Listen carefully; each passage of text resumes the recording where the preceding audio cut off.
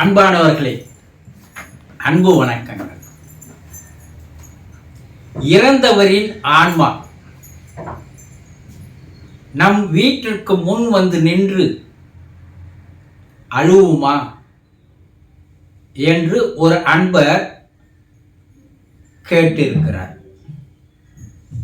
இறந்தவரின் ஆன்மா நம் வீட்டின் முன் வந்து நின்று அழுவுமா?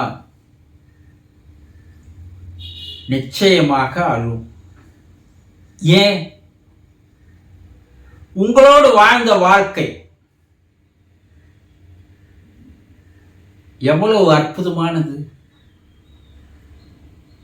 இந்த உறவுகளை எல்லாம் உடனடியாக புறக்கணித்து விட்டு, புறம் தள்ளிவிட்டு, விட்டுவிட்டு போவதற்கு யாருக்காவது மனம் வருமா? இந்த உறவு இனிமேல் இல்லை. மனைவி என்ற உறவு, கணவன் என்ற உறவு, பிள்ளை என்ற உறவு, மகன் என்ற உறவுகள் எல்லாம் இனிமேல் கிடையாது என்று தெரியும் போது அது எவ்வளவு பெரிய அதிர்ச்சிக்கு ஆளாகும்.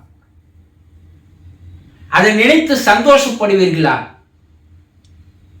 அப்படி இல்லை என்ற போது உங்களுக்கு சந்தோஷமாக இருக்கிறது? இல்லையே. உங்களுக்கும் துக்கம் இருக்கிறது, கவலை இருக்கிறது, வேதனை இருக்கிறது, கண்ணில் கண்ணீர் வருகிறது இல்லையா? ஐயோ, என்னுடைய தாயார் போய்விட்டார்களே, என்னுடைய தகப்பனார் போய்விட்டாரே, என்னுடைய மனைவி போய்விட்டாரே, என்னுடைய கணவர் போய்விட்டாரே, அருமையாக வளர வேண்டிய பிள்ளை போய்விட்டது என்று அழுகிறீர்களா இல்லையா? ஒருவர் இறந்து போனால் அவருடைய குடும்ப உறுப்பினர்கள் அனைவரும் அவர்களுடைய பிரிவை, அவர் இனிமேல் இல்லை, நம்மோடு இல்லை என்பதை எண்ணி பார்க்கும் போது நமக்கே அழுகை வருகிறது அல்லவா? அப்ப அந்த ஆன்மா மட்டும் என்ன பண்ணும்? அதுவும் அழத்தான் செய்யும். அது மேலும் எதற்கு அழுகிறது என்றால், இத்தனை நாளாக அந்த வீட்டிற்குள் வாழ்ந்து வந்தது. அது உண்ணது, உறங்கியது, உங்களோடு உரையாடியது, பாசத்தை காட்டியது, அன்பை காட்டியதெல்லாம் அந்த வீட்டிற்குள்ளே தானே. அந்த வீட்டிற்குள்ளேயே அதை வரவிடாமல் தடுக்கிறீர்களே, அப்ப அது என்ன பண்ணும்? அழதானே செய்யும். நகர வாழ்க்கையில் சில சடங்குகளை செய்வதில்லை.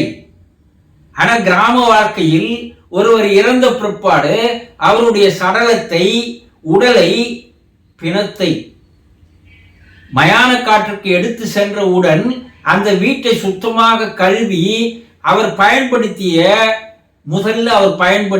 படுக்கை, அது பெட்டாக இருந்தாலும், பாயாக இருந்தாலும், பெட்ஷீட்டாக இருந்தாலும், தலையணையாக இருந்தாலும், இதையெல்லாம் ஒட்டுமொத்தமாக எடுத்து சென்று போய் முச்சந்தியில் போட்டு எரித்து விடுகிறோம். பின்பு வீட்டை எல்லாம் கழுவி விட்டு ஒரு அகல் விளக்கை வீட்டில் வாசப்படியில் எடுத்து வந்து வைத்து விடுகிறோம் இல்லையா? கிராமப்புறங்களில் இப்போதும் செய்கிறார்கள். யாராவது எதற்கு வீட்டை கழுவணும், எதற்கு அந்த பாய், தலைக்காணி, பெட்ஷீட்டு, பெட் எல்லாம் எடுத்து போய் போட்டுடணும், எதற்கு வாசப்படியில ஒரு அகல் விளக்கு எண்ணெய் ஊற்றி ஏற்றி வைக்கணும்? யாரும் கேட்பதில்லை. யாருக்கும் அந்த சடங்கினுடைய பொருள் அர்த்தம் தெரியறதில்லை. ஏதோ செய்யறாங்க, நம்ம நிற்கிறோம், பார்க்கிறோம், அவ்வளவுதான். ஏனென்றால் மயானத்திற்கு சென்ற அந்த உடலோடு சென்ற அந்த ஆன்மா இருக்கிறது பாருங்க, அது மறுபடியும் திரும்பி வீடு வந்து சேரும். வீட்டிற்குள் வருவதற்கு முயற்சி செய்யும். இத்தனை வருஷமா அந்த வீட்டில் தானே இருந்தது அது, அதனால முயற்சி செய்யும். ஆனா வாசப்படியில் இருக்கின்ற அகல் விளக்கில் இருக்கின்ற தீபத்தை பார்த்தவுடன் வீட்டிற்குள் வர முடியாமல் நின்றுவிடும். என்ன வீட்டுக்குள்ள வர விடாது பண்ணிட்டீங்களே, நான் தானே அந்த வீட்டில் இத்தனை வருஷம் வாழ்ந்தேன், உங்களோடு தானே இருந்தேன், உங்களுடைய ரத்த சம்பந்தம் தானே நானு, உங்களுடைய உறவு தானே நானு, என்னை ஏன் வீட்டுக்குள்ள வராத விளக்கை வைத்து என்னை வெளியே நிறுத்துகிறீர்கள் என்று மேலும் மேலும் கண்ணீர் விட்டு கதறி அழும். இந்த அழுகின்ற ஓசை கூட ஒரு சிலருக்கு கேட்பதாக கூறுகிறார்கள். கருட புராணத்தில் விலாவரியாக அந்த ஆன்மா அழும் என்பதை எடுத்து கூறப்பட்டிருக்கிறது. அப்போ அது வெளியே நின்று அழும். நான் உங்களோடு வாழ்ந்து வந்தவன், உங்களோடு வாழ்ந்தவர்கள் ஏன் என்னை வெளியே தள்ளி விடுகிறீர்கள்? உள்ளே வராமல் ஏன் தடுக்கிறீர்கள்? எதற்கு எனக்கு இந்த வேலி, இந்த தடுப்பு?